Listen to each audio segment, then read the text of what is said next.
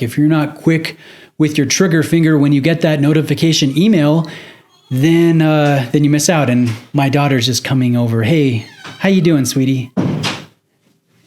Okay. We need you to check our stuff. Check your stuff?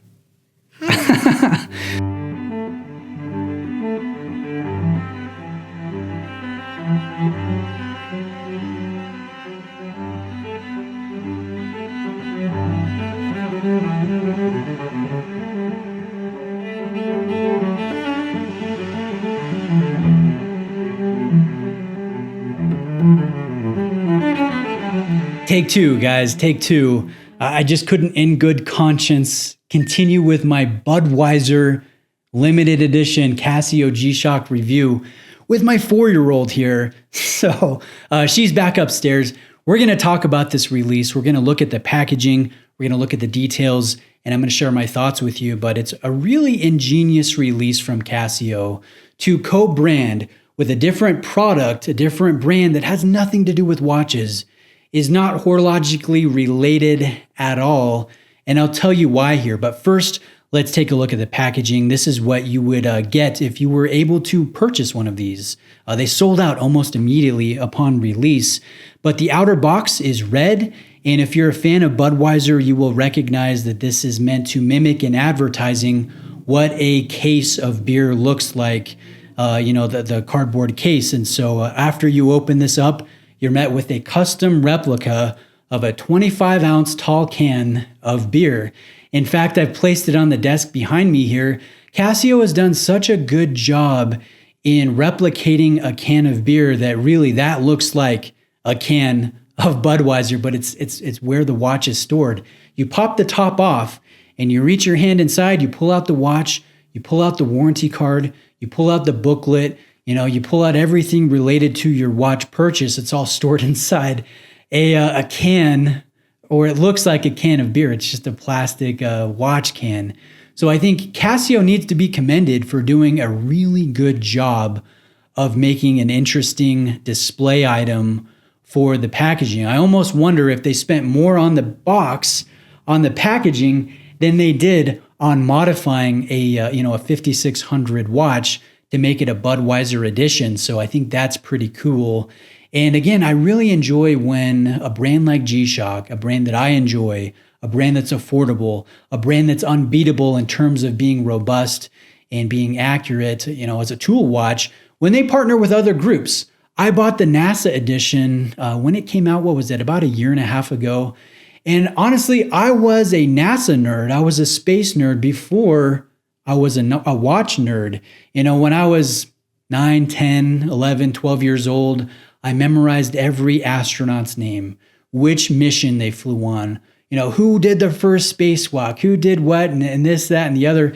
And it was just a lot of fun. And so when I saw G-Shock do a NASA release, that was just a perfect meshing of two of my interests, and it sparked a little bit of nostalgia in me. And so when I see G-Shock doing this here with Budweiser, with a beer company, I'm not interested in it personally. I don't drink beer. I've never had any beer in my life. I don't want to turn somber here, but I've lost close friends. I've lost family members to alcoholism. So I've never drank in my life, and I never will. But that doesn't stop me from appreciating what a cool limited release this is. And it illustrates the fact that this has stopped being a tool watch, an affordable, value-rich watch, a 5600, which generally sells for about $50. It stopped being that, and it's become a really cool collector's item that broadens the horological reach of Casio, and it broadens it to people that are really into beer, or like me, really into NASA. And the opportunities are endless. They could partner with sports teams, with different leagues. They could partner with musicians. They could partner with movie studios and do specific film release custom editions.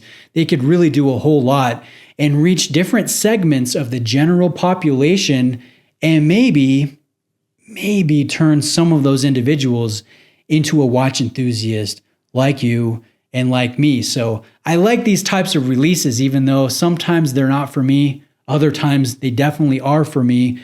And Casio, if you're ever watching this video, or if anybody at Casio watches this video, please produce more than you think you can sell.